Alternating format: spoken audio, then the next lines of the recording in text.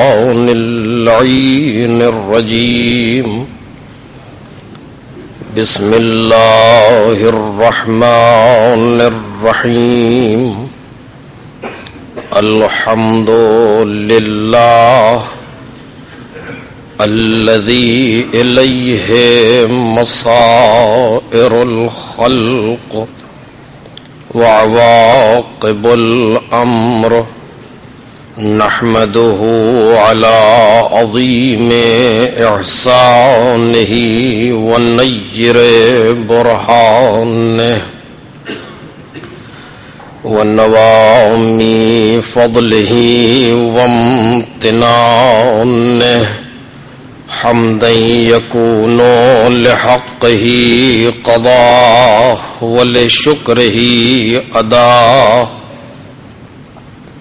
وإلى ثوابه مقربا ولحسن مزيده موجبا والصلاة والسلام والتحية والإكرام على أمينه وحبيبه وخيرته من خلقه وحافظ سره ومبلغ رسالاته العبد المرتضى والنبي المجتبى والرسول المصطفى أبي القاسم محمد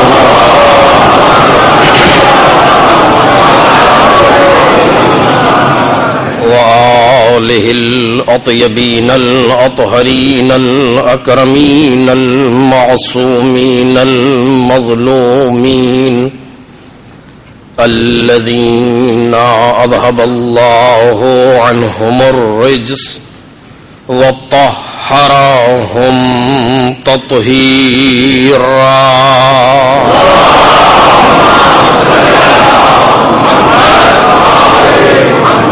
لا سيما ابن الزهراء بقية الله وآيته الكبرى واللعنة الأبدية على أعدائهم أجمعين أما بعد فقد قال الله الكريم في الذكر الحكيم وجعلناهم أئمة يهدون بأمرنا وأوحينا إليهم فعل الخيرات وإقام الصلاة وإيتاء الزكاة وكانوا لنا عابدين صلى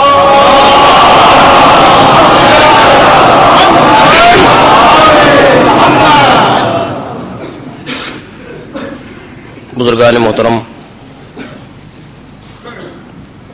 اس سے قبل کہ اس آیے کریمہ کے سلسلے سے گفتگو کا آغاز ہو، ایک مرتبہ سورہ حمد اور 3 مرتبہ سورہ اخلاص کی تلاوت فرما کر تمام شہدائے راہ اسلام خصوصاً افراد جو کل کراچی کے حادثے میں شہید ہوئے ہیں ان کو ایصال فرما دیں۔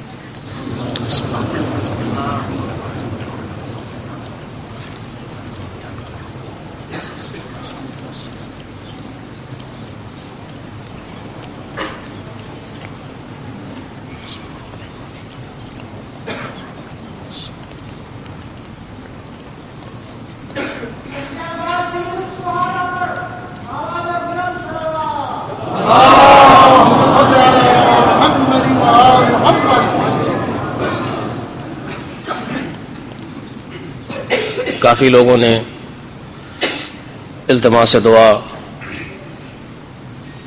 آپ لوگوں سے ہم سے کی ہے۔ مشکلات ہیں، گرفتاریاں ہیں، شدائد ہیں، کچھ لوگ مریض ہیں، لہذا سب کے دعاؤں کی استجابت کے لیے مریضوں کے شفا یابی کے لیے اور دیگر مشکلات عزاداران سید الشہداء کی برطرف ہونے کے لیے ایک مرتبہ سب مل کر کے محمد اور آل محمد پر صلوات پڑھیں۔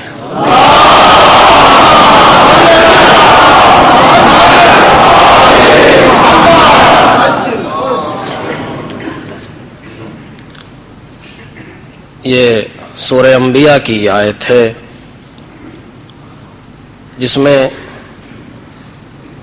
جناب خالق کائنات کا یہ ارشاد ہے کہ ہم نے انہیں امام بنایا جو ہمارے امر سے ہدایت کرتے تھے اور ہم نے ان کی طرف کار خیر کرنے، نمازوں کو قائم کرنے اور زکوٰۃ دینے کی وحی کی، اور یہ سب کے سب وہ بندے تھے جو ہماری ہی عبادت کرتے تھے۔ اس آیہ کریمہ کے توسط سے جو موضوع زیر بحث ہے وہ معرفت امام ہے۔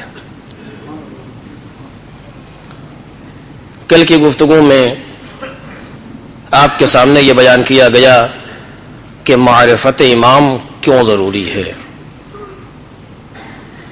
اس لیے کہ معرفت امام واحد راستہ ہے خدا کی معرفت کا۔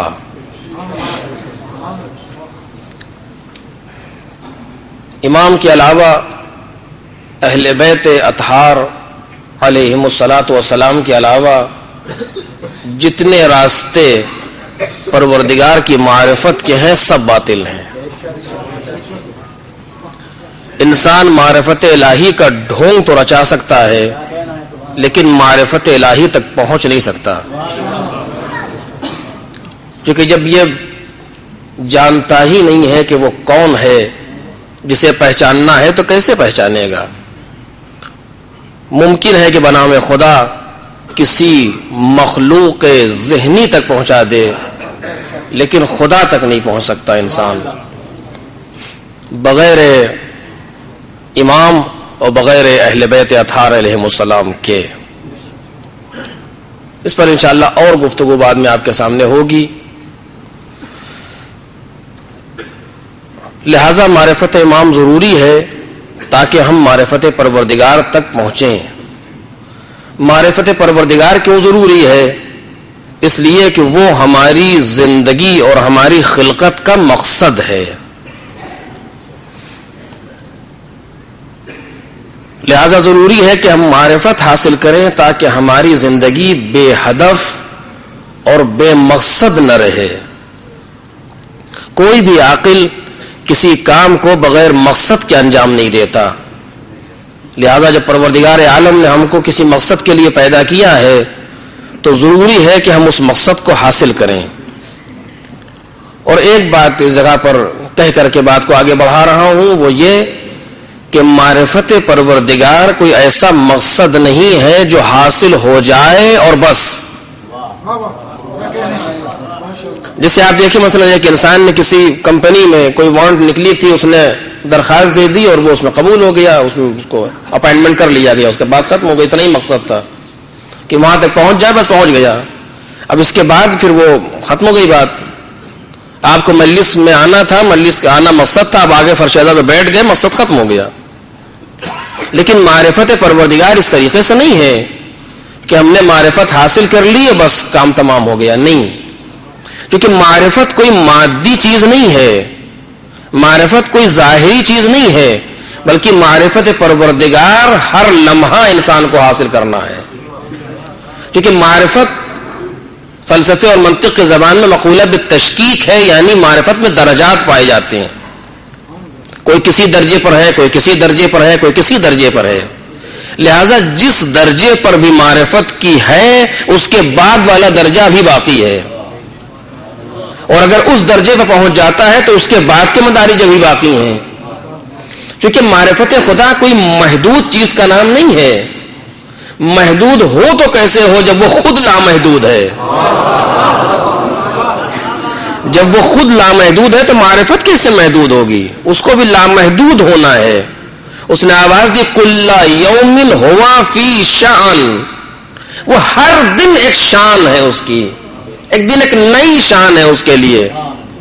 تو جب وہ پروردگار ایسا ہے کہ کل یوم ہوا فی شان، تو پھر ہمارے لیے بھی ضروری ہے کہ ہم بھی ہر دن معرفت کے کسی نئے انداز پر ہوں. توجہ کیجیے گا، اور معرفت میں اضافہ ہو رہا ہو ہر وقت. کیونکہ اگر معرفت کے اضافے کی منزل نہ ہوتی تو اس طریقے سے ہم نے جو تاریخ میں انسانوں کی معرفت کے مدارج دیکھے ہیں وہ نہ دیکھتے. کوئی 10 درجے پر نہ ہوتا، کوئی 9 درجے پر نہ ہوتا، کوئی 8 درجے پر نہ ہوتا، سب برابر ہوتے. لیکن ایسا نہیں ہے. معرفت پیغمبر کے اصحاب کے درمیان بھی درجات ہیں، ائمہ طاہرین کے اصحاب اور ان کے ساتھیوں کے درمیان بھی درجات ہیں. اس کے معنی یہ کہ معرفت میں درجات پائے جاتے ہیں.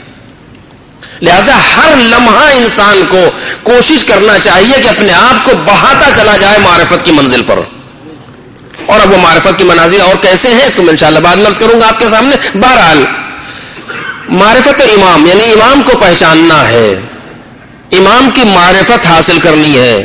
اور امام کا پہچاننا صرف یہ نہیں ہے کہ ہم ایک پاسپورٹ کی طریقے سے معرفت حاصل کر لیں. ان کا نام کیا تھا، ان کے والد کا نام کیا تھا، ان کی ماں کا نام کیا تھا، ان کا دادا کون تھا، ان کا نانا کون تھا، کہاں پیدا ہوئے، کہاں دفن ہوئے. یہ کوئی معرفت نہیں ہے. معرفت کے منازل ہیں. کچھ منزلیں وہ ہیں جو یہاں سے بیان ہو سکتی ہیں، کچھ منزلیں وہ جو یہاں سے بیان نہیں ہو سکتی ہیں. کیونکہ اس منزل پر گفتگو ہے کہ نہ کہنے والے میں اتنی صلاحیت ہے نہ سننے والوں میں وہ صلاحیت ہے. تعارف کی منزل تو نہیں ہے کہ جہاں معرفت کی منزلیں ہیں امام کے لیے کہ امام کہتے کسے ہیں، امام ہوتا کیا ہے. امام اسی لیے میں نے صرف اس آیہ کریمہ جس کو عنوان قرار دیا ہے اس کے اندر جو صفات بیان ہو رہے ہیں اس کو چنا ہے اپنے سننے والوں کے لیے.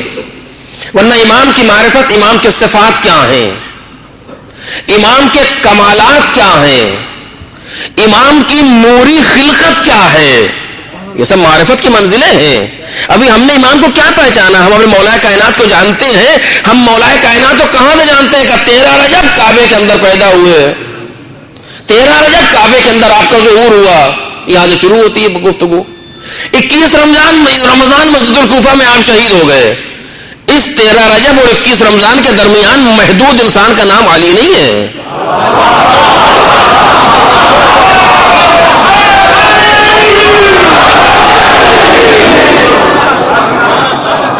اور یہ ہر معصوم کے لیے اسی طرح گفتگو. امام حسین علیہ السلام کا 3 شعبان کو مدینے میں پیدا ہوئے، 10 محرم کربلا میں شہید ہو گئے. اس 3 شعبان اور 10 محرم کے درمیان جو انسان گزر رہا ہے اس کا نام حسین ابن علی نہیں ہے. ہاں بچوں کو سمجھانے کے لیے یہ بات کہی جاتی امام کی ولادت یا امام کا ظہور کب ہے تاکہ، اور یہ بھی مسئلہ ولادت و ظہور کچھ نہیں ہے. ایسا نہیں ہے کہ ولادت کے معنی یہ ہے کہ یہاں سے شروع ہو رہے ہیں.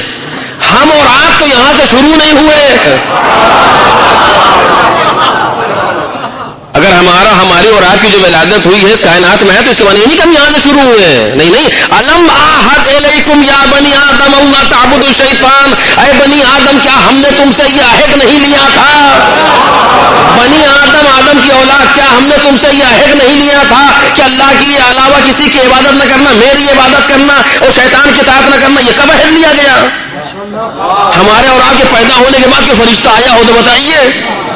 پیدا ہونے کے بعد ایک فرشتہ آتا ہے، وہ عہد لینے نہیں آتا، ہمیں لینے آتا ہے. ایک صلوات پڑھیں محمد اور آل محمد.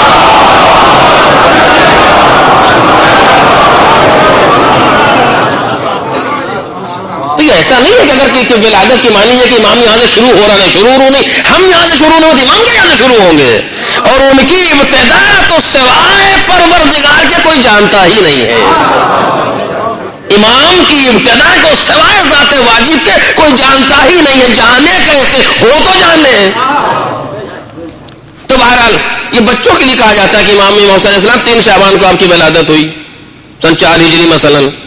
10 محرم سن 61 میں آپ کی شہادت ہوئی. بچوں کو سمجھانے کے لیے ہے. اس محدود زمانے میں رہنے والے کا نام امام حسین نہیں ہے. ہر امام کے لیے یہی گفتگو ہے. پھر کیا مطلب ہے؟ امام کا بھی ایک منزل ہے معرفت کے لیے کہ انسان کم از کم اتنا تو پہچانے اور آج آپ دیکھ لیجیے معلاسف کہنا پڑتا ہے، ہمیں کتنے لوگوں کے نام یاد ہے، کتنے کرکٹرز کے نام یاد ہے، کتنے فٹ بالرز کے نام یاد ہے، کتنے الٹے سیدھے ہر انسان کے نام یاد ہیں، لیکن ذرا اچانک کسی سے پوچھو 10واں امام تو کبھی محمد نقی کہے، کبھی علی تقی کہے گا. یعنی جن کی معرفت کے لیے ہم پیدا ہوئے ہیں، توجہ کیجئے گا، جن کی معرفت کے لیے ہمیں کائنات میں بھیجا گیا ہے، اور ہم معرفت کے اس الف بے کی منزل پر نہیں آ پا رہے. توجہ کیجئے، کیا یہ حیف نہیں ہے ہمارے اور آپ کے لیے؟ میں اپنے لیے عرض کر رہا ہوں، کیا یہ حیف نہیں ہے کہ ہم اس طریقے سے بھی امام کو نہ پہچان سکیں؟ تو ایک منزل تو یہ ہے جو ظاہری معرفت ہے، جسے کہا جاتا ہے پہچانو کون ہے کیا ہے. اس کے علاوہ ایک منزل ہے ان کے صفات کی منزل ہے کہ ان کے صفات کیسے ہیں. علم امام یعنی کیا، شجاعت امام یعنی کیا، امام کے سخاوت کی منزل کیا ہے، یہ ایک منزل ہے. امام کے کمالات کتنے ہیں، کمال امام کسے کہا جاتا ہے؟ کمال امام یہ نہیں ہے کہ شجاعت کا کمال یہ ہے کہ در خیبر اٹھا لیا، نہیں، یہ تو بہت پست منزل ہے علی ابن ابی طالب کے لیے. میں نے اس سے پہلے آپ کے سامنے کہا تھا، دوبارہ اسے کہنا نہیں چاہتا اس جملے کو. یہ بہت چھوٹی چھوٹی باتیں ہیں ائمہ تحریر کے لیے، اور اگر کسی نے معجزات کے ذریعے سے امام کو پہچانا تو کیا پہچانا؟ ایک صلوات پڑھے محمد اور آل محمد.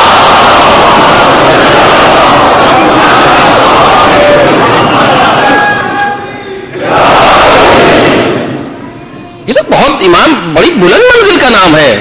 لیکن اب میں صرف اسی حد تک رہنا چاہتا ہوں جو جس آیت کو میں نے اپنے لیے اختیار کیا ہے. تو معرفت کی منزل، معرفت امام کے، اس کے لیے ہم اور آپ پیدا کیے گئے اور اس کائنات میں بھیجے گئے ہیں معرفت حاصل کرنے کے لیے. یہ آیت کریمہ جس کو میں آپ کے سامنے برابر پڑھ رہا ہوں، اس میں 10 صفتوں کی طرف اشارہ کیا گیا ہے امام کی. توجہ کیجیے گا. پہلی صفت کیا ہے؟ وَجَعَلْنَاهُمْ، ہم نے انہیں بنایا. یہ خود ایک صفت ہے، ایک معرفت ہے امام کے لیے. توجہ کیجیے گا. میں اس پر گفتگو کر چکا ہوں، دوبارہ نہیں کروں گا. یہ خود ایک ربط کے لیے آپ کے سامنے عرض کر رہا ہوں. یہ ایک صفت بن کر کے سامنے آئی ہے، ایک کوالٹی ہے امامت کی. توجہ کیجیے گا. کیوں؟ وَجَعَلْنَاهُمْ، ہم نے انہیں بنایا. اس کے معنی یہ ہے کہ امام وہ ہوتا ہے جسے ہم بناتے ہیں. خود ایک صفت ہے. اس سے بہت سی باتیں تھی جو میں عرض کر چکا اس سے پہلے سال گزشتہ میں. امام وہ ہوتا ہے جسے ہم بناتے ہیں. تم کسی کو امام نہیں بنا سکتے، کچھ بھی بنا لو. توجہ کیجیے گا.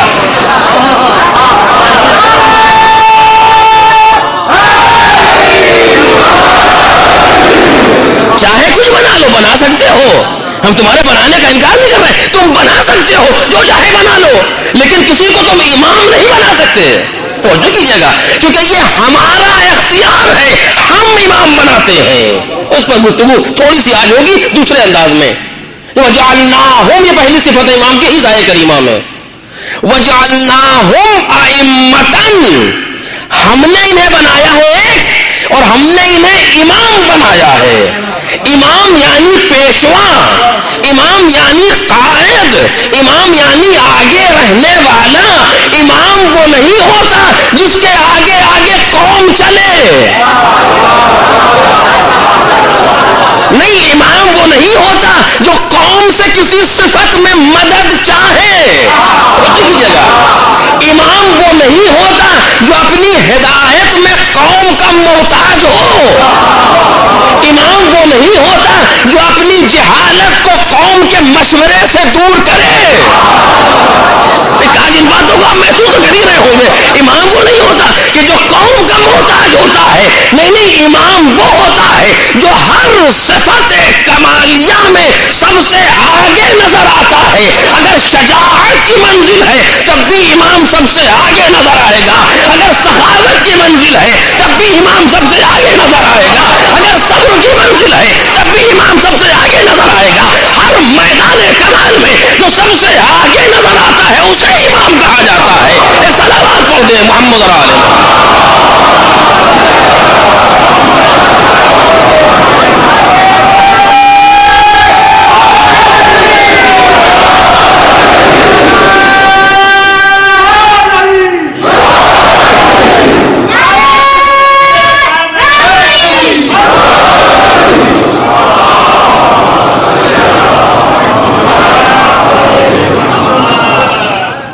مجھ سے اشارہ کر تو رہے ہیں لوگ کہ میں آپ سے ایسے ایسے کہوں، لیکن میں دیکھ رہا ہوں کہ شاید جگہ غالباً نہیں کر، ہو سکتا ہے تھوڑا تھوڑا سا آگے بڑھ جائیں اگر ممکن ہے تو، ورنہ تو لگ نہیں رہا ہے کہ جگہ ہوگی ہال کے اندر.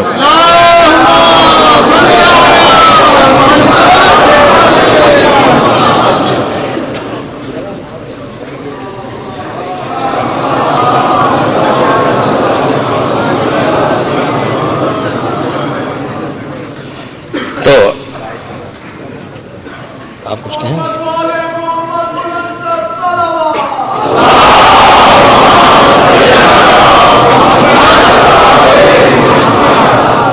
تو یہ دو صفتیں میں نے اس پر رسالے کو گزشتہ جتنا مجھ سے ہو سکتا تھا بحث کی تھی آپ کے سامنے. پہلی منزل وجعلناہم، اس کا جعل، اس کا قرار دینا پروردگار کی طرف سے ہے کہ جو نبوت کے لیے ہو، رسالت کے لیے ہو، خلافت کے لیے ہو، امامت کے لیے ہو، جتنے بھی عہدہ ہائے الہی ہیں سب کا جعل من جانب اللہ ہے. سب میں اسی وقت اہمیت پیدا ہوتی ہے کہ وہ جعل من جانب اللہ ہو، ایک مرحلہ. اور دوسری بات یہ کہ ان پروردگار عالم نے انہیں امام بنایا، پیشوا ہیں، رہبر ہیں، قائد ہیں، ہر مقام پر آگے نظر آنے والے ہیں. اور یہ جلدی سے اس بات کو عرض کروں، آپ اسے محسوس کیجئے گا جو عرض کر رہا ہوں، کیونکہ وضاحت ہو نہیں سکتی اس کی، میں کیسے آپ کے سامنے عرض کروں. یہ جو چیزیں ہیں کہ ہم نے انہیں بنایا یا ان کو امام بنایا، یہ خالی مفہوم میں گفتگو نہیں ہے، الفاظ صرف نہیں ہے کہ ہم نے انہیں امام بنایا. نہیں، ان الفاظ کے پیچھے ایک حقیقت ہے. یعنی اگر وہ امام ہیں تو ان کا وجود ایسا ہے کہ ہر منزل پر آگے نظر آئیں گے. توجہ کیجیے گا، میں نے عرض کیا کہ وضاحت اس کی زیادہ نہیں ہو سکتی، اسی حد تک بات کر رہا ہوں. ایک لفظ ہم جسے بناتے ہیں، ہم نے کسی انسان کو مثلا کسی فوج کا کمانڈر بنا دیا، تو اس کمانڈر کی ذمہ داری ہے کہ آگے رہے. توجہ کیجیے گا، شاید بات کو واضح کر سکوں. اس کمانڈر کی ذمہ داری ہے کہ آگے رہے، لیکن ممکن ہے کہ نہ رہے، ممکن ہے کہ نہ رہے. ہم نے تاریخ میں دیکھا ہے ایسے منزلوں کو کہ جسے آگے رہنا چاہیے تھا وہ سب سے آگے تھا، لیکن اس طرف کیونکہ دیکھا گیا ہے. تو ہم جسے بناتے ہیں وہاں پر اس کا امکان ہوتا ہے کہ وہ ہو یا نہ ہو. ہم نے کسی کو بنایا کہ سب مل کر کے ووٹ دیتے ہیں کہ آپ سب سے آگے رہیں گے، آپ قائد ہیں، آپ رہبر ہیں، آپ یہ ہیں، آپ وہ ہیں. ممکن ہے ہو، ممکن ہے نہ ہو، کیونکہ ایک لفظ ہے جو ہم نے اسے دیا ہے، اس سے زیادہ کچھ نہیں. لیکن اگر خدا امام بنا رہا ہے، بات الفاظ کی نہیں ہے، اس کے اندر صفات ایسے ہیں کہ وہ آگے رہے گا.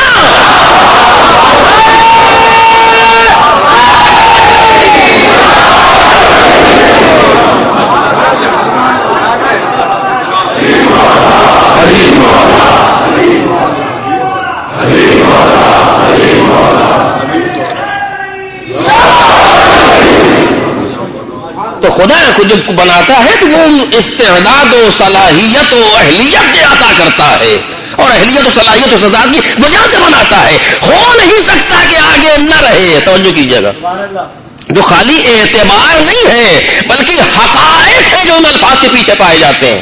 اب کیا کروں، وقت میں گنجائش نہیں ہوتی کہ بہت واضح انداز میں گفتگو کی جائے، لیکن بہرحال تیسری صفت کیا ہے اسی آیت کی نظر میں؟ وَجَعَلْنَاهُمْ أَئِمَّةً، دو. تیسرا کیا؟ یہدون. امام کی صفت یہ ہے کہ وہ ہدایت کرتا ہے. یعنی امام وہ ہو ہی نہیں سکتا جو کسی لمحے بھی انسان کو گمراہی کی طرف لے جائے. سوال ہی نہیں پیدا ہوتا. اب گمراہی چاہے جیسی ہو، عقیدے کی گمراہی ہو، عمل کی گمراہی ہو، اخلاق کی گمراہی ہو، کسی بھی طرح کی گمراہی کی طرف اگر کوئی دعوت دیتا ہے تو وہ کچھ بھی ہو، امام نہیں ہے. اور امام کے سائے میں جو پل جاتے ہیں ان پر بھی امام کا عکس آتا ہے. میں اس سے زیادہ واضح نہیں کہہ سکتا آپ کے سامنے کہ وہ بھی ہدایت کرتے ہیں.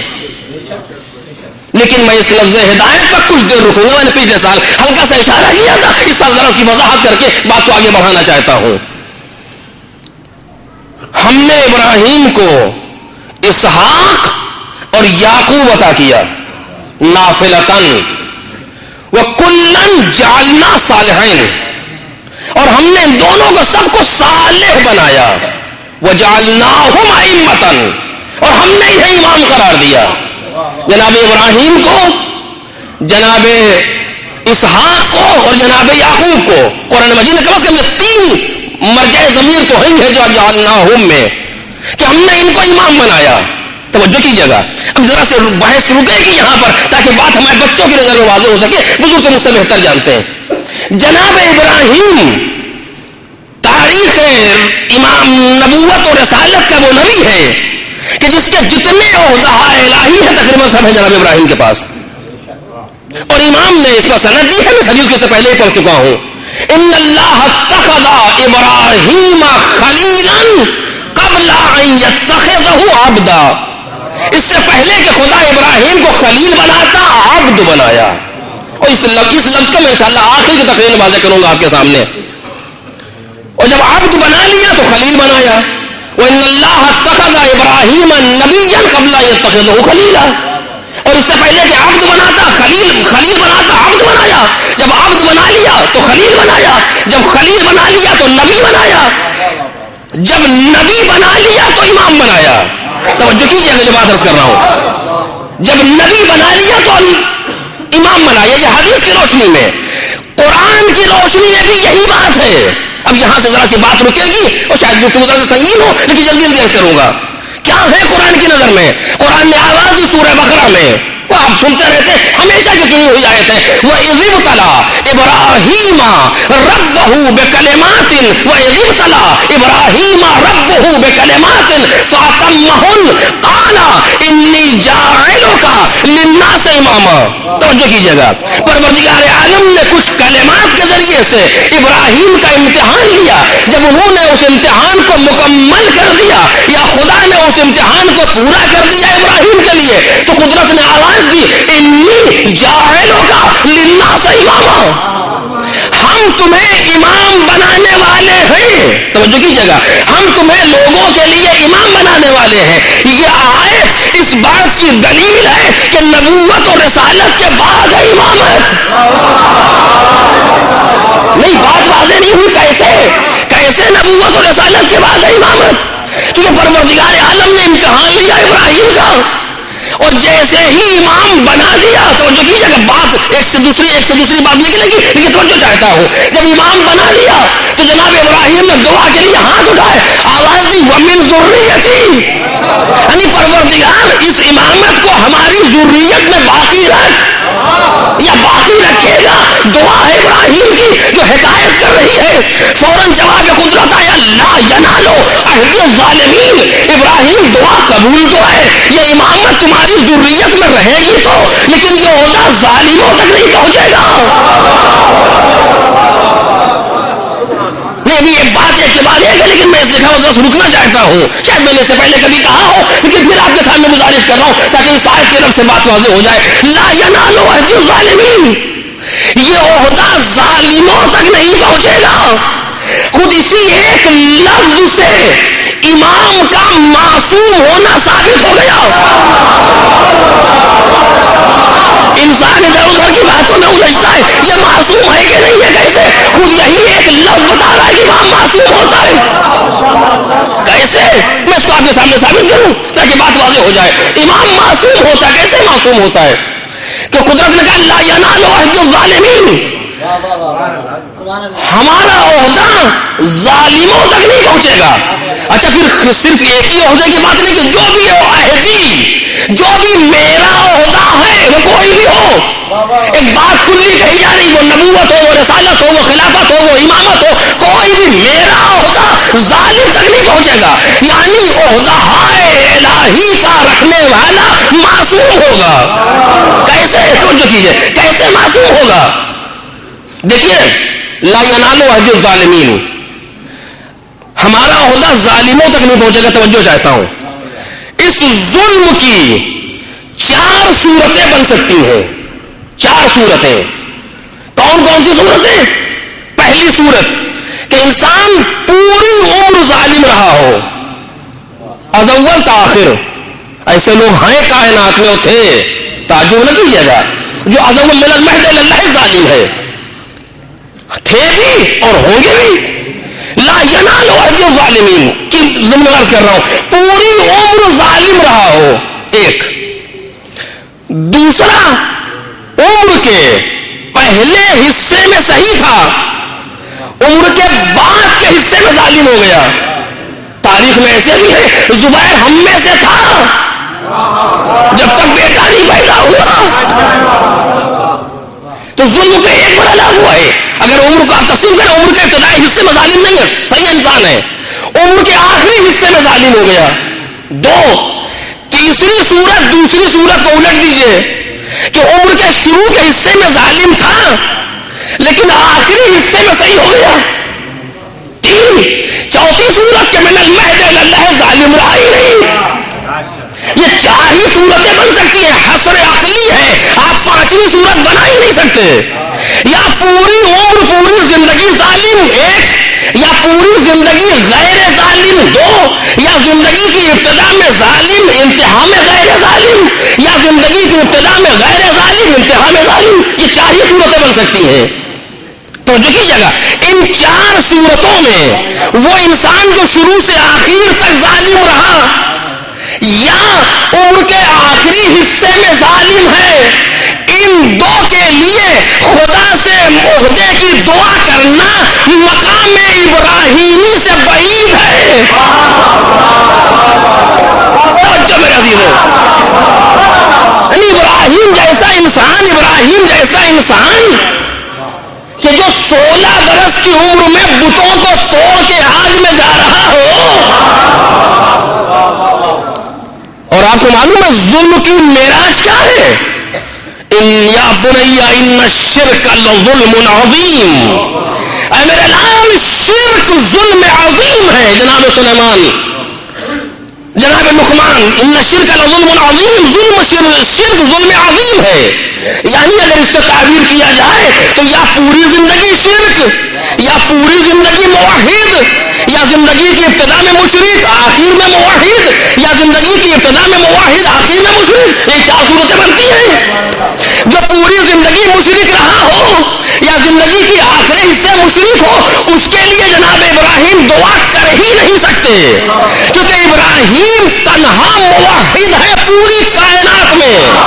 توجہ میرے عزیزو، تنہا موحد ہے ابراہیم پوری کائنات میں. اکیلا الوہیت کا قائل ہے، اکیلا پروردگار کو ماننے والا، اکیلا ہے جو پوری قوم کے سامنے کھڑا ہوا ہے، اکیلا ہے جو اپنے چچا آزر سے جھگڑا کر رہا ہے، اکیلا ہے جو جا کر کے بتوں کو توڑ رہا ہے، اکیلا ہے جو وقت کے بادشاہ کی آنکھوں میں آنکھیں ڈال کے گفتگو کر رہا ہے، اکیلا ہے جو آگ کی طرف جا رہا ہے. ایسا انسان مشرک کے لیے دعا کرے عہدہ الہی کی؟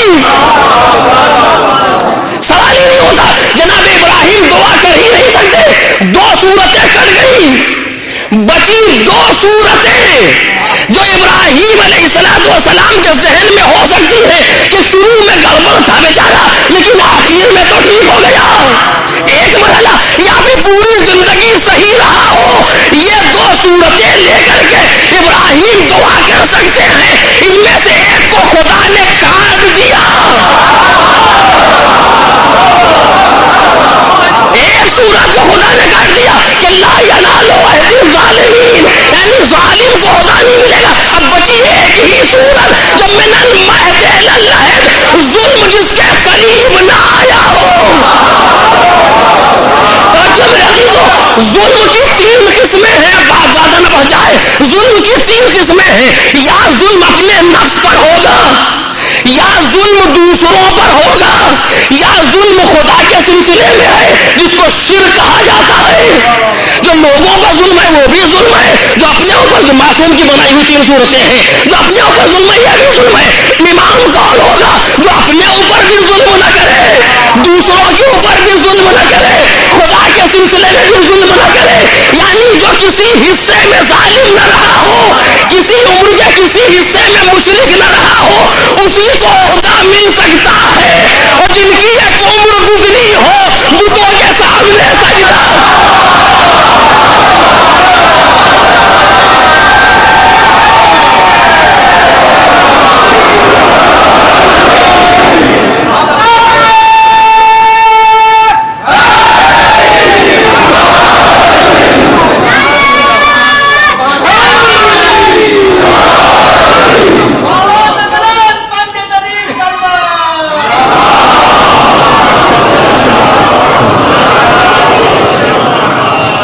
هذا الا ينال عهد الظالمین، یہ ہمارا عہدہ ظالموں تک نہیں پہنچ سکتا، یعنی مشرک کوئی عہدہ الہی کو نہیں لے سکتا، اور کہ کسی حصے میں اگر شرک پایا جاتا ہے تو یہ عہدہ الہی اس کے نصیب میں نہیں ہے۔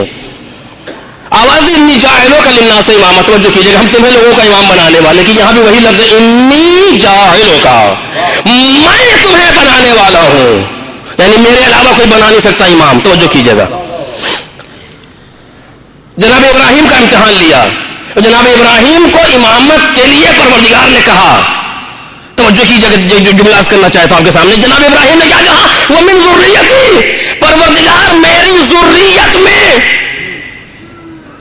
ذریت کی دعا وہ کرتا ہے جس کی ذریت ہو، اور اگر کوئی اپنی ذریت سے مایوس ہو چکا ہو تو وہ ذریت کی دعا نہیں کرتا۔ توجہ کیجیے گا، اگر کسی کے پاس اولاد نہ ہو تو میں آپ کے پاس گیا، آپ نے کہا میں آپ کو یہ گاڑی دینے والا ہوں، میں نے کہا میرے بیٹے کو بھی یہ دیجیے گا، بیٹے آئی نہیں، تو آپ ہنسیں گے نہیں ہمارے اوپر؟ اور پھر ایسی منزل پر جب بڑھاپے کی منزل ہو کہ جہاں اولاد کے ہونے کا بھی سوال پیدا نہ ہو، جناب ابراہیم کو اولاد ملی کب آئے؟ توجہ کیجیے گا، الحمدللہ الذی وہب لی اسحاق، پروردگار عالم کا شکر ہے جس نے ہم کو اسحاق عطا کیا علی کبر سنی، ہمارے بڑھاپے میں۔ نہیں اور ذرا غور سے قرآن مجید کو دیکھیے، سورہ ہود آواز دیتا ہے کہ وَنَبِّئْهُمْ عَنْ ضَيْفِ ابراہیم، اے پیغمبر ابراہیم کے مہمانوں کا تذکرہ ان لوگوں کے سامنے کیجیے۔ وہ کون ہے جناب ابراہیم کے مہمان؟ آنے والے فرشتے ہیں۔ اِذْ دَخَلُوا عَلَيْهِ قَالُوا سَلَامًا قَالَ إِنِّي مِنْكُمْ وَجَلُونَ، ہم تم سے خوف زدہ ہیں۔ جو خوف زدہ کی منزل کیا تھی؟ توجہ کیجیے گا، اس مقام پر جناب ابراہیم کے پاس مہمان آئے، مہمان کون ہے؟ فرشتے ہیں، پروردگار کے انسانوں کی صورت میں آئے۔ جناب ابراہیم نے فوراً ایک دمبے کو ذبح کیا اور لا کر کے ان کے سامنے بھون کر کے رکھا کھانے کے لیے۔ تو جناب ابراہیم نے طریقہ بتایا، جب کوئی مہمان آئے تو نظریں میں چرانا یہ طریقہ ہوا کرتا ہے۔ ایک صلوات پڑھے محمد اور آل محمد۔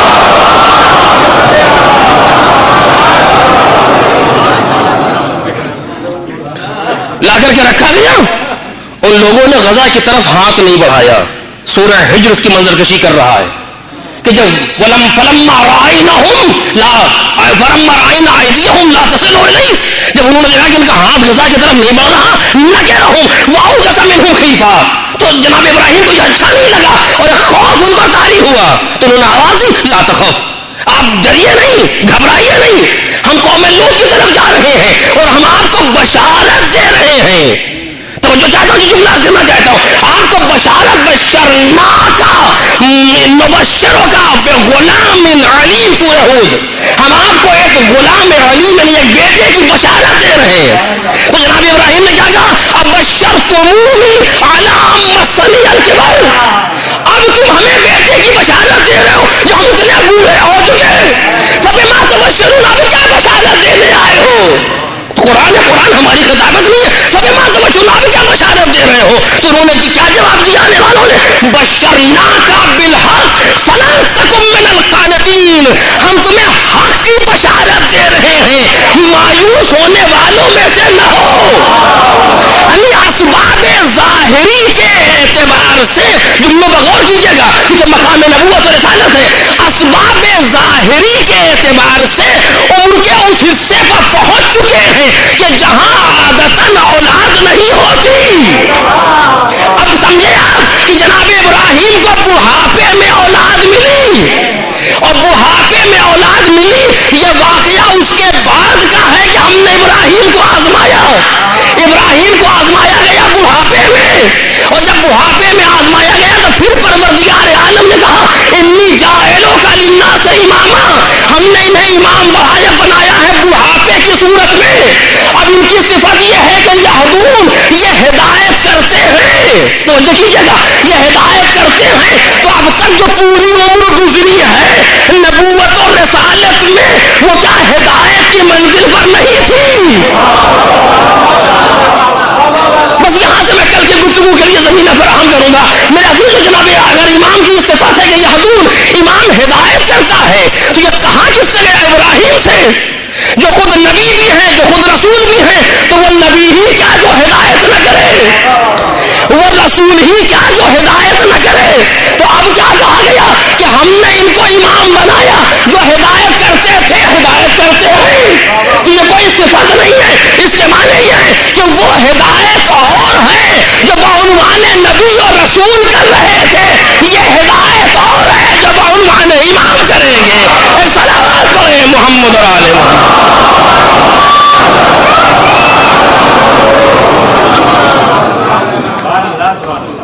یہاں تک گفتگو آ گئی. وہ ہدایت کیا ہے کہ یہ بعنوان رسول کرتے تھے اور بعنوان امام کریں گے، اس کی انشاءاللہ کل گفتگو ہوگی اس پر آپ کے سامنے.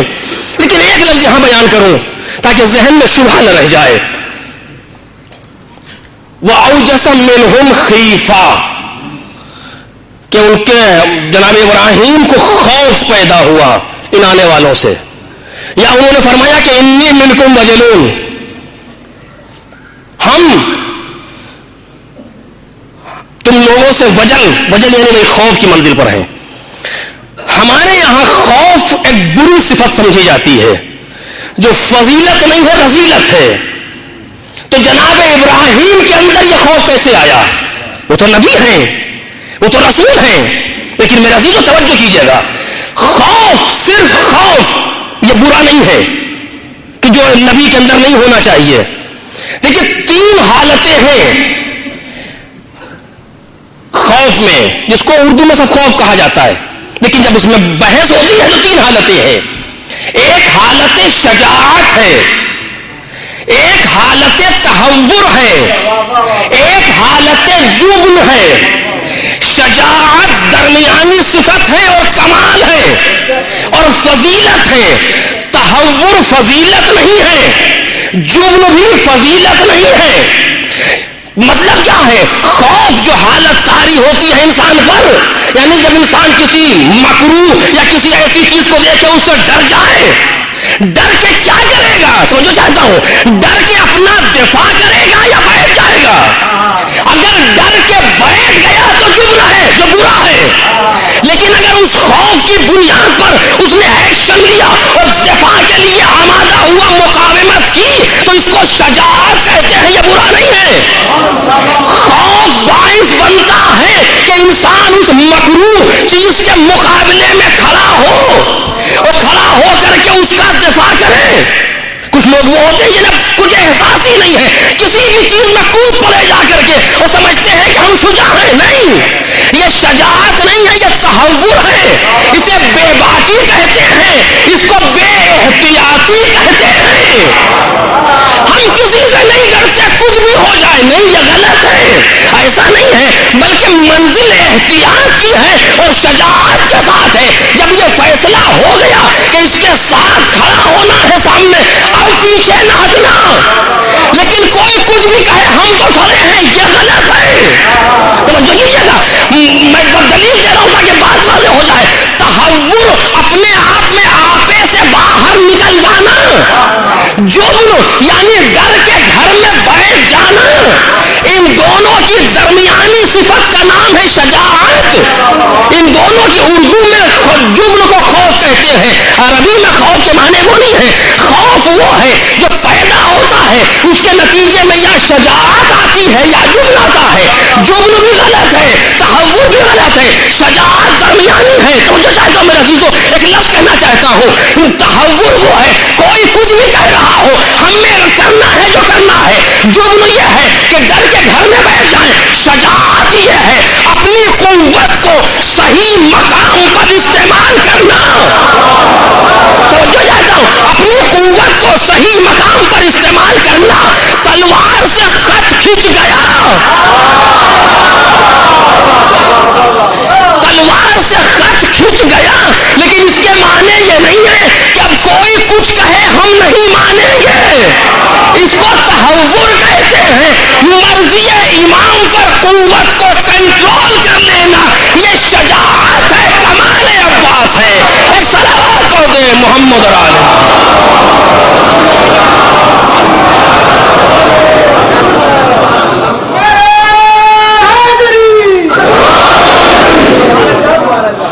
اسی طریقے سے ہر صفت میں عفت کے لیے بھی یہی ہے، سخاوت کے لیے بھی یہی ہے، ہر چیز کے لیے. کسی نے کہا کہ حاتم طائی بہت بڑا مسجد اتنے دروازوں سے دیتا تھا، تو جواب دیا کہ ایک ہی سے ٹھیک سے دے دیتا. اتنے دروازوں سے دینے کی ضرورت کیوں ہوتی ہے کہ دروازے میں ٹھیک سے مل جاتا. جیسے آل محمد کے یہاں تھا، جو آ گیا ایک ہی دروازے پر آیا، دوسرے کہیں جانے کی ضرورت نہیں پڑی. ایک صلوات پڑھے محمد اور آل محمد.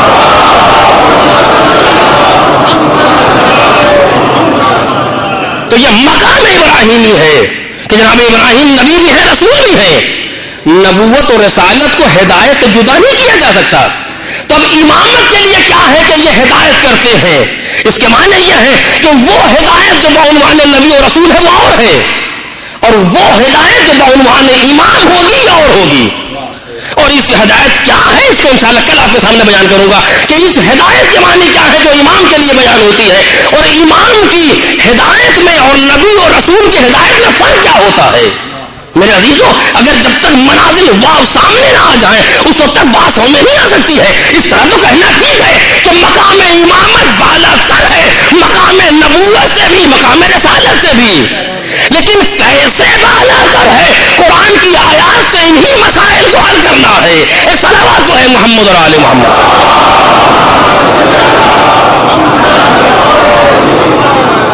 انی جاعلک للناس اماما، ہم تمہیں امام بنانے والے ہیں لوگوں کا. یہ عہدہ وہ ہے جو ہم عطا کرتے ہیں انسان کو، ہمارے علاوہ کوئی امام نہیں بنا سکتا. جناب ابراہیم کو امام بنا دیا پروردگار عالم نے. جناب ابراہیم نے دعا کی اور ذریتی، قدرت نے آواز دی لا ینال عہد الظالمین. یعنی اب جہاں جہاں بھی امامت جا رہی ہے وہاں ظلم کا خاتمہ ہوتا جائے گا. جہاں امامت نظر آئے گی وہاں ظلم نہیں ہو سکتا، جہاں ظلم ہوگا وہاں امامت نہیں ہوگی، اور جہاں جہاں پر امامت رہے گی وہاں کہیں پر بھی ظلم نظر نہیں آ سکتا. کیونکہ امام نام ہی ہے ظلم کے خاتمے کا. توجہ کیجیے گا، امام نام ہی ہے ظلم کے خاتمے کا. یہی وجہ ہے کہ پیغمبر نے فرمایا آئے گا آنے والا، اور اس وقت آئے گا جب دنیا ظلم و جور سے بھر چکی ہو، اور آ کر کے ظلم و جور کا خاتمہ کرے اور عدل و انصاف سے دنیا کو بھرے. کیونکہ امام ہوتا ہی وہ ہے جو دنیا کو ظلم سے پاک کر رہا ہو. آج دنیا بے چین ہے، یہ مظالم کیسے ختم ہو. ادھر کہیں مشکل پیدا ہو رہی ہے، ادھر کچھ لوگ اٹھ رہے ہیں. یہ اس بات کی علامت ہے کہ فکر بشری اس طرف جا رہی ہے کہ ہمیں کوئی عدالت پیدا کرنے والا چاہیے. انقلاب تو آ رہے ہیں، عدالت قائم نہیں ہو رہی. یہ انقلاب کا آنا اس بات کی علامت ہے کہ فکر بشری کسی عادل کی تلاش میں ہے. کسی عادل کی تلاش میں ہے، اور جس دن بشریت نے ان کے عدم ظہور کا احساس کر لیا اسی دن آنے والا کائنات میں آئے گا. ایک صلوات کو دے محمد.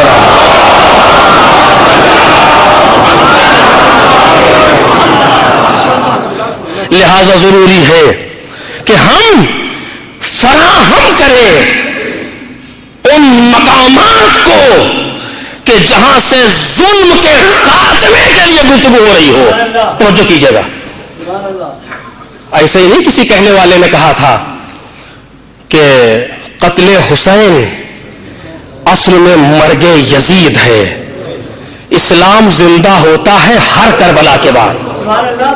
کسی نے اس کی اصلاح کر دی کہ نہیں یہ ہر کربلا تو غلط ہے، کربلا دوبارہ ہوگی نہیں، اسلام زندہ ہو گیا بس کربلا کے بعد. لیکن میری نظر میں وہ پہلا والا جملہ زیادہ معتبر ہے. اسلام زندہ ہوتا ہے ہر کربلا کے بعد. ضرورت شعری کی بنیاد پر اس ہر کربلا کے درمیان میں ذکر پوشیدہ ہے.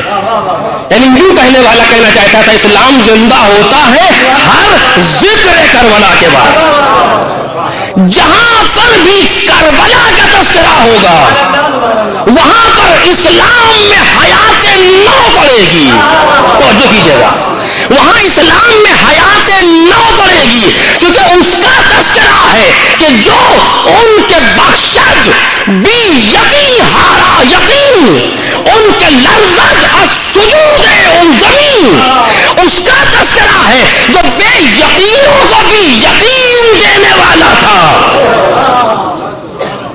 اگر ہم اس کے تذکرے کو ڈھنگ سے کر دیں تو کیا معنی ہے کہ انقلاب پیدا نہ ہو؟ انقلاب کے معنی ہنگامہ نہیں ہوتا، انقلاب شروع ہوتا ہے اپنے نفس سے۔ ہر انسان اگر اپنے اندر انقلاب پیدا کر لے تو خود بخود انقلاب آ جائے گا۔ پہلے ہم اپنے اندر تو انقلاب پیدا کریں، جہالت سے علم کی طرف انقلاب، گناہوں سے اطاعت کی طرف انقلاب۔ جیسے جیسے یہ انقلاب پیدا ہوتا جائے گا، اس کے معنی یہ ہے کہ ذکر کربلا کے ہم ڈھنگ سے کر بھی رہے ہیں اور ذکر کربلا ہم ڈھنگ سے سن بھی رہے ہیں۔ لہذا ہماری ذمہ داری ہے کہ جہاں بھی اس ذکر کے لیے کچھ ہو رہا ہو، وہاں جو بھی ہم سے ہو سکتا ہے اس ذکر کے نام پر دیں۔ کیوں؟ یہ وہ تھے جنہوں نے اپنا سب کچھ دے دیا، تو اگر ہم سب کچھ نہیں دے سکتے تو کچھ تو دے ہی سکتے ہیں۔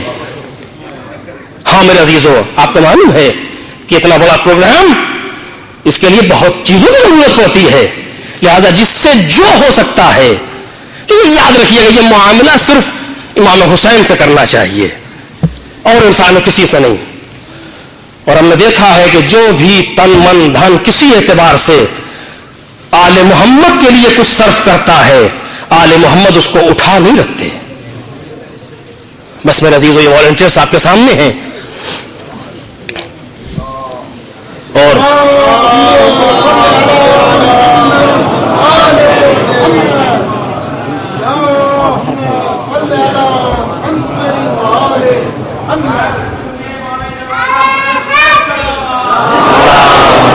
صلی علی محمد و آل محمد۔ مومنین، پھر سے آپ سے گزارش کی جا رہی ہے کہ صفائی کا خاص خیال رکھیں اور مجلس کے فوراً بعد باہر نہ کھڑے رہیں۔ خواتین میں بچے چاکلیٹ وغیرہ اس میں بیسن اور اس میں ٹوائلٹ وغیرہ، خاص طور پہ خواتین سے گزارش ہے کہ بچے جو ہے وہاں پہ ٹوائلٹ میں چاکلیٹ اور چنگم وغیرہ پھینک دیتے ہیں، اس سے بہت مشکل ہوتی ہے بعد میں انتظامیہ کو یہاں، تو اس کا خیال رکھیں۔ اور اس کے علاوہ باہر نہ کھڑے رہیں، رش نہ لگائیں، اور اپنی گاڑیوں کو جو ہے کسی گھر کے آگے پارک نہ کریں۔ اس کے علاوہ جو حضرات جن کے پاس گاڑیاں ہیں ان سے گزارش ہے کہ جو بس سروس پرووائڈ کی جا رہی ہے اسے یوز نہ کریں اور اپنی گاڑیوں میں ہی آئیں۔ یہ بس سروس ان مومنین کے لیے ہے کہ جن کے پاس گاڑیاں نہیں ہیں۔ بر محمد و آل محمد صلوات۔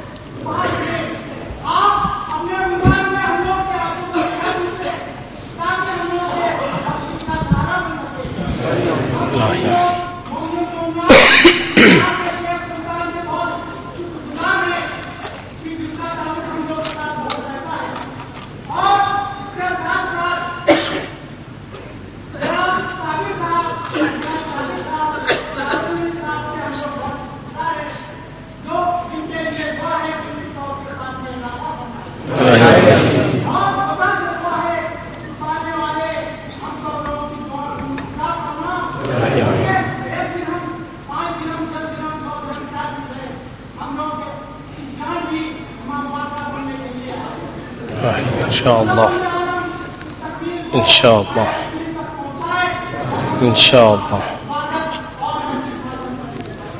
انشاءاللہ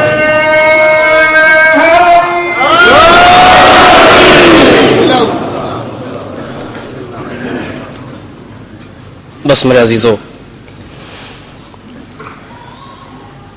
امام اسے کہا جاتا ہے جو کائنات سے ظلم کے خاتمے کے لیے آتا ہے۔ امام نہ خود اس کے قریب ظلم ہوتا ہے اور نہ وہ کبھی ظلم کے سامنے جھک سکتا ہے۔ اور تاریخ میں آپ نے دیکھا ہے، تاریخ امامت میں کہیں ایسا نہیں دکھائی دے گا کہ کوئی بھی امام ظلم کے سامنے جھکا ہو. مصلحت وقت میں خاموش رہنا اور ہے، ظلم کے سامنے جھک جانا اور ہے. کبھی انشاءاللہ اس پر گفتگو کروں گا آپ کے سامنے.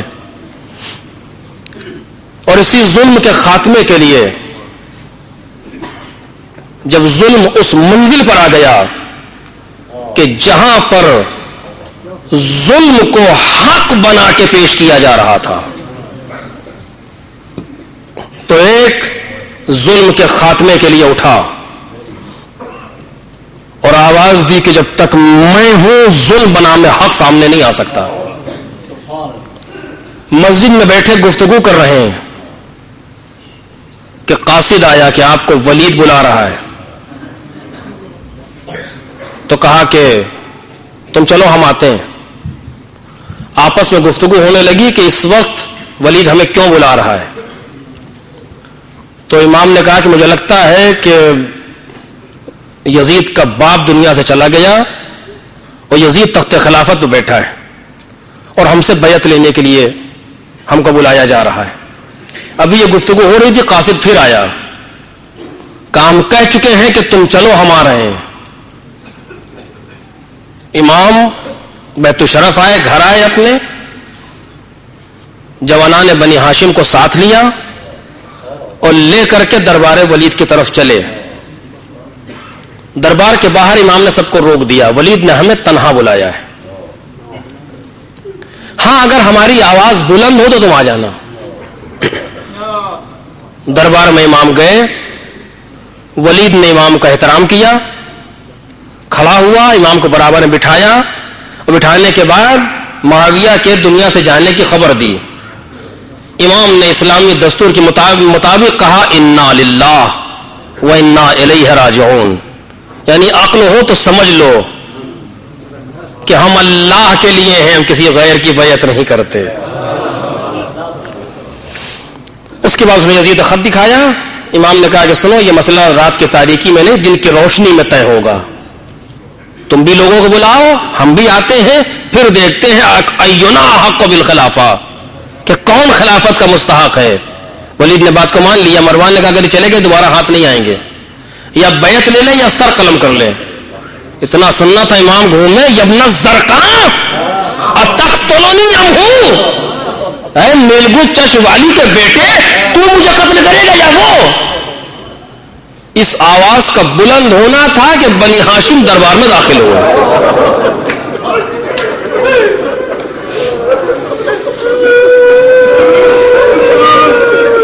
ایک جملہ کہوں آپ سے، میں نے تاریخ میں دیکھا تو نہیں ہے اسے، لیکن آپ سے پوچھتا ہوں ذرا دل پر ہاتھ رکھ کے بتائیے، جب بنی ہاشم دربار میں داخل ہوئے ہوں گے، سب سے آگے آگے کون ہوگا؟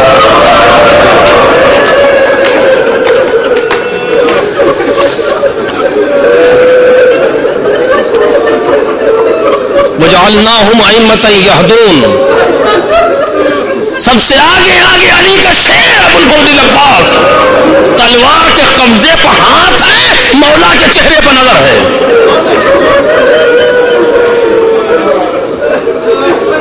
مولا نے اشارہ کیا، عباس ابھی نہیں. بنی ہاشم امام حسین کو اپنے جھرمٹ میں لے کے دربار سے باہر آئے. شب 27 کا یہ واقعہ ہے. 27 کا دن گزرا، امام نے کہا ایک دن کی مہلت اور دے. رات آئی، امام نے سفر کیا مدینے سے. راوی کہتا ہے میں نے سوچا کہ چل کے دیکھوں ملک حجاز سفر کیسے کرتا ہے، شان سفر حسینی کیا ہے. یہ راوی کے جملے ہیں، یہ میں عرض کر رہا ہوں. کہ میں گیا، میں نے جا کر کے دیکھا تو جب منظر دیکھا کہ امام حسین کرسی پر بیٹھے ہیں، چاروں طرف جوانان بنی ہاشم موجود ہیں، کچھ محملیں ہیں جو سامنے بیٹھی ہیں گھروں کے. اور اس کے بعد امام حسین نے کہا بنی ہاشم اپنے اپنے محرموں کو سوار کرو. یہ جملہ سننا تھا. ایک ایک شخص اٹھا، ایک ایک بیوی کو سوار کرنے لگا. کہ اسی عالم میں نے دیکھا کہ بی بی گھر سے نکلنا چاہتی تھی کہ حسین سرتا پر کھڑے ہو گئے، اور ایک جوان کی آواز آئی اہل مدینہ حد نظر پیچھے ہٹو. میں نے لوگوں سے پوچھا کہ یہ کیا ہوا, یہ کس کی آواز ہے؟ کہ یہ علی کا بیٹا عباس ہے. کہ کیوں پیچھے ہٹا رہا ہے؟ کہ ہونا ہو نہ ہو اب زینب سوار ہونا چاہیے.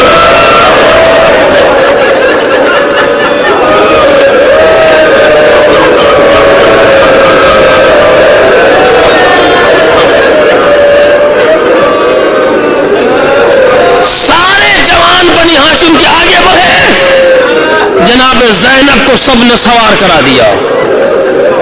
اس کے بعد ایک ایک بیوی اپنے اپنے محملے میں بیٹھتی رہی. جب ساری بیویاں سوار ہو گئی تو امام حسین نے کہا کہ بنی ہاشم اب تم بھی اپنے اپنے گھوڑوں پر سوار ہو جاؤ. سارے کے سارے لوگ امام کا حکم پا کے اپنے اپنے گھوڑوں میں بیٹھنے لگے. حد ادب تو آپ دیکھیں, کوئی ایک لفظ امام سے آگے نہیں بڑھ رہا. سب گھوڑوں میں بیٹھنے لگے تو ایک آواز آئی, اینا اینا قمر و بنی ہاشم, بنی ہاشم کا چاند کہاں ہے؟ ابو الفضل العباس یہ کہتے ہوئے آگے بڑھے کہ لبیک لبیک یا سیدی. یہ جملے ہیں تاریخ کے, لبیک لبیک یا سیدی, اے میرے سید و سردار میں حاضر ہوں. امام حسین نے کیا کہا؟ عباس قدم لی جوادی, عباس میرے گھوڑے کو لاؤ. اس جملے کو یاد رکھیے گا میرے عزیزوں. عباس قدم لی جوادی, اے عباس میرے گھوڑے کو لاؤ. پھر ایک بار کہہ رہا ہوں, عباس قدم لی جوادی, عباس میرے گھوڑے کو لاؤ. ابو الفضل عباس گھوڑے کو لائے, رکاب کو تھاما, امام حسین سوار ہوئے. یہ قافلہ مدینے سے چلا گیا. 28ویں رجب کو یہ قافلہ چلا گیا. 4 شعبان کو حسین مکے آئے. 4 شعبان سے 8 ذی الحج تک امام حسین مکے میں رہے. 8 ذی الحج کو حسین ابن علی مکے کو خیر آباد کہہ کر کے حج کو عمرے سے بدل کے مکے سے چلے گئے. قافلہ حسینی چل رہا تھا. ایک جگہ پر یزید کا لشکر ملا, ایک یہود کا لشکر ملا, 1000 کی فوج لے کر کے ہو آئے ہیں. امام حسین نے دیکھا, سب سے پہلے نظر پڑی تو کیا دیکھا کہ چہرے پر آثار تشنگی نمایاں ہے. آواز کی مشکوں کے دہانے کھول دو, ان کے لشکر کو پانی پلاؤ. ایک شخص کہتا ہے کہ میں بہت زیادہ پیاسا تھا, اسی وجہ سے میں دیر میں پہنچا لشکر حسینی تک. لوگوں کو پانی پلایا جا رہا تھا, میں دیر میں پہنچا. جب پہنچا تو گر پڑا پیاس کے مارے. حسین خود آ کر کے مجھے پانی پلا.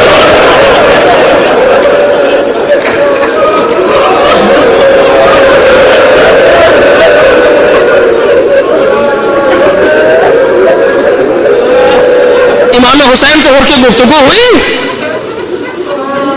ابھی ہر جنگ کے ارادے سے نہیں آئے ہیں. کہا مجھے ابن زیاد نے بھیجا ہے کہ میں آپ کے ساتھ ساتھ رہوں, جہاں آپ سے مل جاؤں, کیونکہ آپ کے آنے کی خبر مل چکی تھی. جہاں آپ سے مل جاؤں آپ کے ساتھ ساتھ رہوں, اسی طریقے سے لے کے آپ کے کوفے چلوں. امام نے کچھ گفتگو کی, مجھے واپس چلا جانے دے, کچھ نہیں. کہیں کسی جگہ پر ٹھہر جانے کے لیے کہا, اور کچھ نہیں مانتے. ایک مقام پر ابن زیاد کا نامہ آیا, خط آیا کہ اب جہاں پر حسین ہو وہاں پر روک لے, بلکہ کسی ایک ایسی جگہ پر حسین کو روک جہاں پانی وانی نہ ہو. امام حسین نے نینوا کی آبادی میں رکنے کے لیے کہا, لیکن ہر نے رکنے نہیں دیا. یہ قافلہ چلتا رہا. اچانک امام حسین کے گھوڑے کے قدم رکے. بس میرے عزیزو, امام حسین کے گھوڑے کے قدم رکے. امام نے جھک کر کے منزل کو دیکھا, پوچھا اس زمین کا نام کیا ہے؟ کیونکہ راہوار حسینی رکا ہے, کوئی وجہ ضرور ہے. تو زہیر ابن قائل نے کہا کہ اس کو شط فرات کہتے ہیں. کہا کوئی اور بھی اس کا نام ہے؟ کسی نے کہا مولا اسے غازریہ کہتے ہیں. کوئی اور بھی اس کا نام ہے؟ کسی نے کہا مولا اسے کربلا کہتے ہیں. بس اتنا سننا تھا کہ امام حسین نے آواز دی, اعوذ باللہ من کرب و بلا. اور اس کے بعد ایک مٹھی خاک اٹھا کر کے سونگا, آواز دی, یہ وہی زمین ہے جو میرے لیے پیدا کی. ہاں ہونا محط رکابنا. اسی جگہ پر خیمے لگائے جائیں گے. آج ہی جیسی تاریخ تھی 2 محرم, جس میں یہ قافلہ حسینی اپنی آخری منزل پر آ گیا. آج حسین کربلا پہنچ گئے.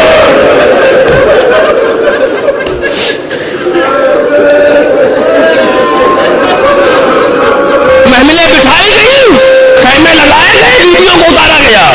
بیویاں اتر کے خیمے میں آئی, جناب ام کلثوم نے بھائی کو بلایا. مقتل کے جملے ہیں, کہتی بھیا یہ زمین کو کچھ خوف سا محسوس ہو رہا ہے. اے بھیا کیا کہیں اور نہیں چل سکتے؟ امام نے کہا کہ بہن, جنگ صفین کے بعد ہم بابا کے ساتھ واپس آ رہے تھے. ایک سرزمین پر بابا بھیا حسن کی آغوش میں سر رکھ کے سو گئے. تاریخ جملے ہے یہ.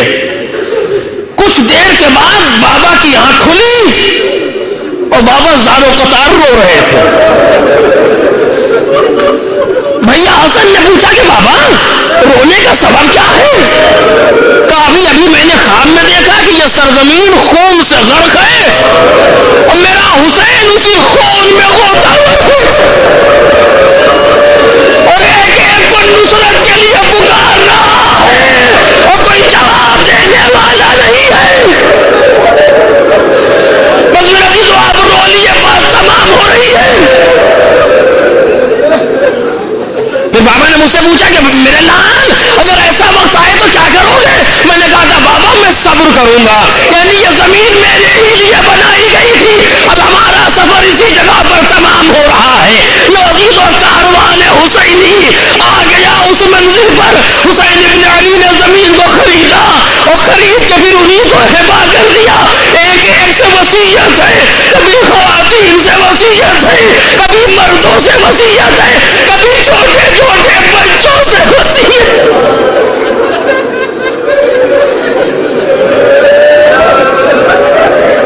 ایک لفظ کے لیے میں زحمت دے رہا ہوں, آپ اس میں بھی اب بات تمام ہو جائے گی اور جب یاد آئے تو رو لینا میرے عزیزو. حسین ابن علی کربلا پہنچ گئے. دوسری محرم کو آئے, ایک ایک دن حسین کو گزرتا رہا. چوتھی کو شمر کا لشکر آ گیا. چاروں طرف سے حسین فوج میں گھر رہے ہیں, فوجیں سمٹتی چلی آ رہی ہیں. ساتویں سے بندش آب ہے, شب ہفتم سے ساتویں سے فوندان آب ہو گیا. حسین ابن علی کے بچے کاسے ہیں. نویں محرم کی شب رات آئی, یعنی شب عاشور. آج زندگی کی آخری رات ہے سب کی. 10ویں کا سورج نکلا, ایک ایک کر کے میدان میں جانے لگا. کبھی لاش اٹھائی, کبھی رو دیے. اسی شغل میں شاہ دن بھر رہے, پورا دن حسین ابن علی کبھی کسی کو میدان کی اجازت دیتے ہیں اور کبھی کسی کا لاشا لے کر کے آتے ہیں. یہی شغل پورا دن حسین ابن علی کا رہا, یہاں تک کہ وہ منزل بھی آئی کہ اب گود کے پالوں کی منزل ہے, اس کو بھی حسین نے سر کر لیا. اب کوئی نہ رہ گیا, حتیٰ ششمہ بھی نہ رہ گیا. اب جملہ جس کے لیے میں زحمت دی سنو میرے عزیزو. حسین ابن علی پشت خیمہ پر آئے اور آواز دی زینب حسین کا سلام آخر, رقیہ حسین کا سلام آخر, سکینہ خدا حافظ. زینب نے کہا بھیا ایسے نہیں, آپ خیمے میں آئیے, اب آخری بار رخصت تو کری. خیمے میں آئے, رخصت ہوئے. رخصت کیسے ہوئے یہ تو نہیں معلوم, ہاں اتنا ضرور پتا ہے خیمے کا پردہ کبھی اٹھتا ہے کبھی گر جاتا ہے. حسین نکلنا چاہتے ہیں, بچے پیروں میں لپٹ جاتے ہیں. خیمے سے باہر آئے, بس یہ جملہ ہے جس کے لیے میں یہاں تک لایا ہوں آپ کو. خیمے سے باہر آئے. آج وہ پہلا قدم حسین ابن علی نے خیمے سے باہر رکھا ہے جب حسین کا استقبال کرنے والا کوئی نہیں ہے. نظرا یمیناً و شمالا, کبھی داہنی طرف دیکھا, کبھی بائیں جانب دیکھا, کوئی نظر نہیں آیا. کیا کہتے ہیں, آئین آئین مسلم بن عقیل, آئین آئین ہانی ابن عروہ, آئین آئین حبیب ابن مظاہر. کوئی جواب نہیں آیا.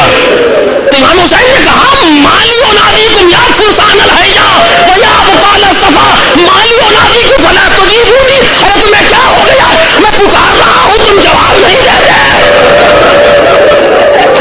مقتل میں لاشیں تڑپنے لگے, کٹی ہوئی گردنوں سے آواز آئی, فرزند رسول موت نے مجبور کر دیا.